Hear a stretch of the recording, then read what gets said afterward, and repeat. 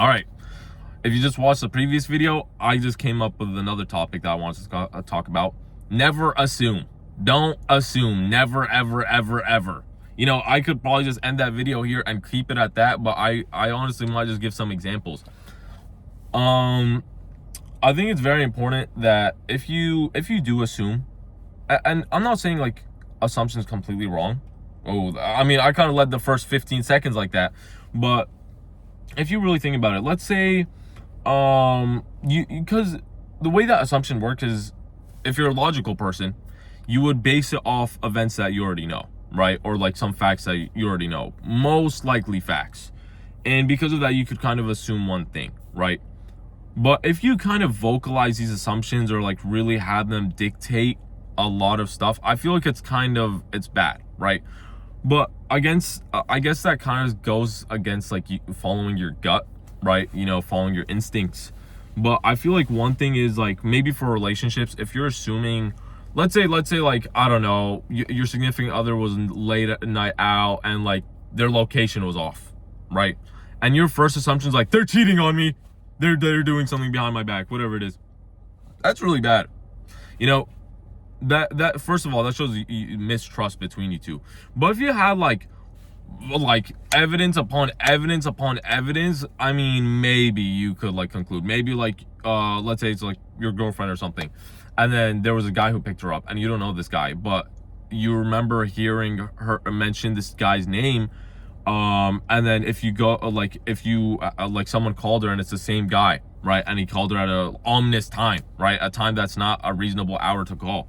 And I don't know, just like a bunch of random things has happened, and then you could kind of piece things together. That is completely different. But if you're going off a weak basis, or not a completely, like maybe it's a factual statement, like they were late at night and their location was off, and if that's all you have, like, do it within reason.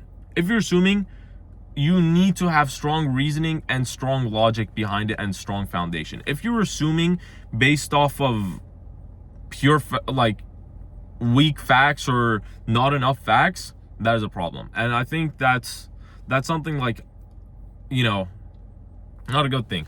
Another thing is like, a lot of like people, for example, like this has to do with beauty privilege, right? And it's a real thing. Beauty privilege is very, very real. It's not fake. A lot of people try arguing, but psychology proves it's real. It's like, you have to accept it. All right. And I hate to be that guy, but it is reality that we live in. And essentially, if you have this certain height, right, you're more associated with being a leader, a stronger person. If you have this certain look, you're more prone to being, like, people would assume you're smarter. And it's kind of funny, like, even the way you dress, like, really dictates how people perceive you. Like, for example, I have a very, very diverse style of dressing. I talked about it in one of my earlier videos about like how one of my siblings kind of shaped my dress style, and only recently I kind of chose my style. But to get to the point, I like wearing street. And if you see anyone wearing streetwear, let's keep it honest, you're not gonna be like, this is the smartest looking person. If you saw some guy wearing baggy camel pants and like some shirt, and then like it's like, oh, why is he wearing baggy camel? Like, he's getting too straight. Maybe he has a skateboard, I don't know. And then you're like, oh, this person's not smart. And then you see someone with like a collar and then like a ripped sweatshirt, whatever it is, and they have glasses and they have their hair slicked back or whatever it is. And you're like, oh, this person's really smart. This guy's giving intelligent. And it's kind of funny because think about it, like, that's how we think, right? But you could be like, oh no, we don't think that way. You could argue that like humans don't, like, how do you say this? Humans don't associate a certain look with a certain quality. But if people really, really were that way, why would someone show up to an interview with like a very nice suit and like a very like proper looking form, you know, like make sure their hair's nice, make sure they're clean shaven, whatever it is? It's kind of funny because that's reality. We all know it, but we just don't like to accept it, right?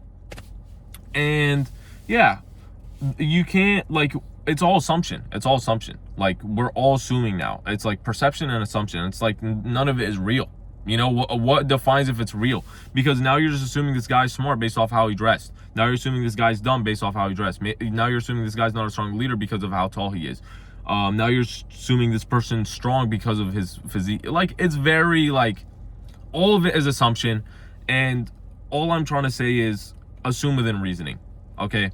Assume within reasoning, and don't don't always voice out your assumptions. That's another thing. And with that being said, we'll catch you guys in the next one.